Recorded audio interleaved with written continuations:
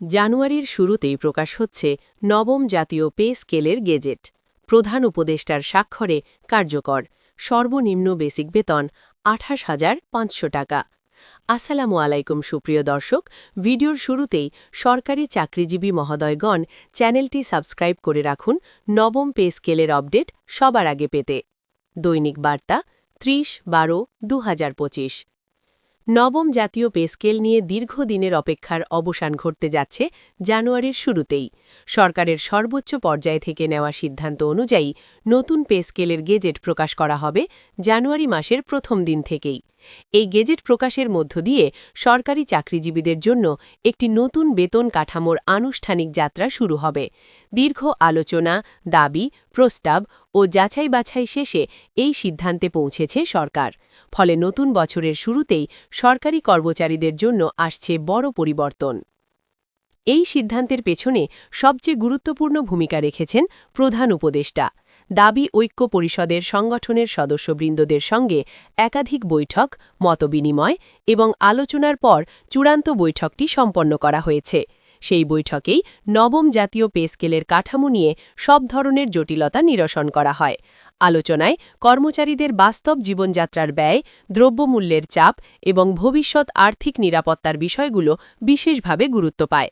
Gazette প্রকাশের ক্ষেত্রে একটি বিষয় স্পষ্ট করে জানানো হয়েছে যে নবম পে স্কেলের গেজেট কার্যকর হবে একমাত্র প্রধান উপদেষ্টার স্বাক্ষরের মাধ্যমে।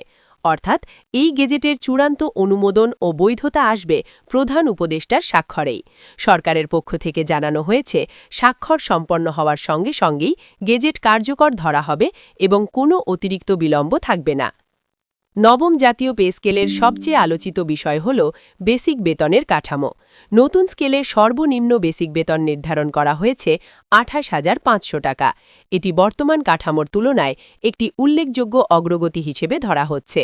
বিশেষ করে নিম্ন গ্রেডের কর্মচারীদের জন্য এই বেসিক বেতন তাদের জীবনমান উন্নয়নে বড় ভূমিকা রাখবে বলে আশা করা হচ্ছে। সরকারি চাকরিজীবীদের দীর্ঘদিনের অভিযোগ ছিল যে বর্তমান বেতন কাঠামো বাস্তব বাজার মূল্যের সঙ্গে সামঞ্জস্যপূর্ণ নয়। নিত্যপ্রয়োজনীয় দ্রব্যের দাম বৃদ্ধি, বাসা ভাড়া, চিকিৎসা ব্যয় এবং শিক্ষা খরচ বেড়ে যাওয়ায় কর্মচারীরা চাপের মধ্যে ছিলেন। নবম পে স্কেলে এই বিষয়গুলো বিবেচনায় এনে বেতন পুনর্গঠন করা হয়েছে বলে সংশ্লিষ্টরা জানিয়েছেন। দাবি ঐক্য পরিষদের পক্ষ থেকে বলা হয়েছে, এই পে স্কেল শুধুমাত্র বেতন বাড়ানোর বিষয় নয়, বরং এটি সরকারি চাকরিজীবীদের মর্যাদা ও প্রাপ্য স্বীকৃতির প্রতিফলন। আলোচনার সময় তারা বাস্তব তথ্য, ব্যয় হিসাব এবং আন্তর্জাতিক মানদণ্ড তুলে ধরেন। সরকার সেই যুক্তিগুলো গুরুত্বের সঙ্গে বিবেচনা করেছে বলেই এই চূড়ান্ত সিদ্ধান্ত সম্ভব হয়েছে। জানুয়ারির শুরু থেকেই পে স্কেল কার্যকর হওয়ার অর্থ হল নতুন বছরের প্রথম দিন থেকেই কর্মচারীরা নতুন বেতন কাঠামোর আওতায় পড়বেন। এতে করে বছর শুরুর বাজেট পরিকল্পনা, পারিবারিক খরচ এবং ভবিষ্যৎ সঞ্চয় পরিকল্পনা করা অনেক সহজ হবে। বিশেষ করে যারা নিম্ন ও মধ্যম আয়ের কর্মচারী, তাদের জন্য এটি বড় স্বস্তির খবর। এই পে স্কেল কার্যকরের মাধ্যমে সরকারের আর্থিক দায়বদ্ধতা বাড়বে তা সরকারও স্বীকার করেছে। তবে সরকার মনে করে, কর্মচারীদের ন্যায্য বেতন নিশ্চিত করা রাষ্ট্রের দায়িত্ব। দক্ষ ও প্রেরণাদায়ক প্রশাসন গড়ে তুলতে হলে কর্মচারীদের আর্থিক নিরাপত্তা নিশ্চিত করতে হবে। নবম পে স্কেল সেই লক্ষ্য পূরণের একটি গুরুত্বপূর্ণ ধাপ। নবম পে স্কেল নিয়ে সামাজিক যোগাযোগ মাধ্যম এবং বিভিন্ন মহলে নানা আলোচনা চলছে। কেউ একে ঐতিহাসিক সিদ্ধান্ত বলছেন, কেউ আবার আরও কিছু সুযোগ সুবিধা যুক্ত করার দাবি তুলছেন। তবে সামগ্রিকভাবে সরকারি চাকরিজীবীদের মধ্যে সন্তুষ্টির মাত্রা তুলনামূলকভাবে বেশি, কারণ বহু প্রতীক্ষিত একটি দাবি অবশেষে বাস্তব রূপ পাচ্ছে। এই গেজেট প্রকাশের মাধ্যমে প্রশাসনিক প্রক্রিয়াতেও নতুন গতি আসবে বলে আশা করা হচ্ছে।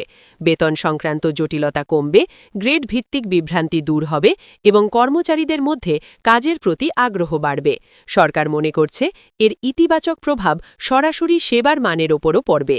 নবম জাতীয় পে স্কেলের আরেকটি গুরুত্বপূর্ণ দিক হল ভবিষ্যৎ সংশোধনের সুযোগ রাখা। সরকার জানিয়েছে, অর্থনৈতিক পরিস্থিতি ও মূল্যস্ফীতির সঙ্গে সামঞ্জস্য রেখে ভবিষ্যতে প্রয়োজন হলে এই পে স্কেল পর্যালোচনা করা হবে। ফলে এটি কোনো স্থির কাঠামো নয়, বরং সময়ের সঙ্গে সামঞ্জস্যপূর্ণ একটি ব্যবস্থা। নবম জাতীয় পে স্কেল কার্যকরের সিদ্ধান্ত শুধু বর্তমান কর্মচারীদের জন্য নয়, ভবিষ্যৎ প্রজন্মের চাকরি প্রার্থীদের জন্য গুরুত্বপূর্ণ বার্তা বহন করছে। নতুন বেতন কাঠামো সরকারি চাকরির প্রতি নতুন আগ্রহ সৃষ্টি করবে বলে মনে করছেন বিশ্লেষকেরা। আগে যেখানে অনেক মেধাবী তরুণ বেসরকারি খাতে ঝুঁকছিলেন, সেখানে এই পে স্কেল কার্যকরের ফলে সরকারি চাকরির আকর্ষণ আবারও বাড়বে। এর ফলে প্রশাসনের মান ও দক্ষতাও দীর্ঘমেয়াদে উন্নত হবে। এই পে স্কেল বাস্তবায়নের ক্ষেত্রে মন্ত্রণালয় ও সংশ্লিষ্ট দপ্তরগুলোকে নির্দিষ্ট নির্দেশনা দেওয়া হবে বলে জানা গেছে। বেতন নির্ধারণ, গ্রেড অনুযায়ী হিসাব এবং আর্থিক সমন্বয় সবকিছু একটি নির্দিষ্ট সময়সীমার মধ্যেই সম্পন্ন করার পরিকল্পনা রয়েছে। সরকার চায় না যেন কোনো কর্মচারী বিভ্রান্তির মধ্যে পড়ে বা বেতন সংক্রান্ত জটিলতায় ভোগে। এজন্য প্রয়োজনীয় প্রজ্ঞাপন ও দিক নির্দেশনা পর্যায়ক্রমে প্রকাশ করা হবে। অনেক কর্মচারীর মনে প্রশ্ন ছিল যে নতুন পে স্কেল কার্যকর হলে কি বকেয়া বা পূর্ববর্তী মাসের হিসাব নিয়ে জটিলতা তৈরি হবে কিনা। সংশ্লিষ্ট সূত্র জানিয়েছে এই বিষয়টিও গুরুত্বের সঙ্গে বিবেচনা করা হয়েছে। বেতন কার্যকরের তারিখ স্পষ্টভাবে উল্লেখ থাকায় ভবিষ্যতে কোনো অস্পষ্টতা থাকবে না। এতে করে কর্মচারীরা মানসিকভাবে নিশ্চিন্ত থাকতে পারবেন। নবম জাতীয় পে স্কেল শুধু একটি প্রশাসনিক সিদ্ধান্ত নয়, এটি একটি সামাজিক ও অর্থনৈতিক বার্তাও বহন করে। কর্মচারীদের পরিশ্রমের স্বীকৃতি, জীবনমান উন্নয়নের প্রতিশ্রুতি এবং রাষ্ট্রের দায়িত্ববোধ সবকিছুর সমন্বয় এই সিদ্ধান্তে প্রতিফলিত হয়েছে। জানুয়ারির শুরুতেই গেজেট প্রকাশের মাধ্যমে সেই প্রতিশ্রুতির বাস্তব প্রয়োগ শুরু হবে, যা দীর্ঘদিন আলোচিত এই বিষয়টিকে একটি সুস্পষ্ট গন্তব্যে পৌঁছে দেবে। সর্বশেষ বলা যায়, জানুয়ারির শুরুতেই নবম জাতীয় পে স্কেলের গেজেট প্রকাশ এবং কার্যকর হওয়া সরকারি চাকরিজীবীদের জন্য একটি নতুন অধ্যায়ের সূচনা করবে। প্রধান উপদেষ্টার স্বাক্ষরে কার্যকর এই পে স্কেল কর্মচারীদের দীর্ঘদিনের প্রত্যাশার বাস্তব রূপ। বেসিক বেতন ২৮,৫০০ টাকা নির্ধারণ করার মাধ্যমে সরকার একটি স্পষ্ট বার্তা দিয়েছে, রাষ্ট্র তার কর্মচারীদের অবদানকে মূল্যায়ন করতে চায়।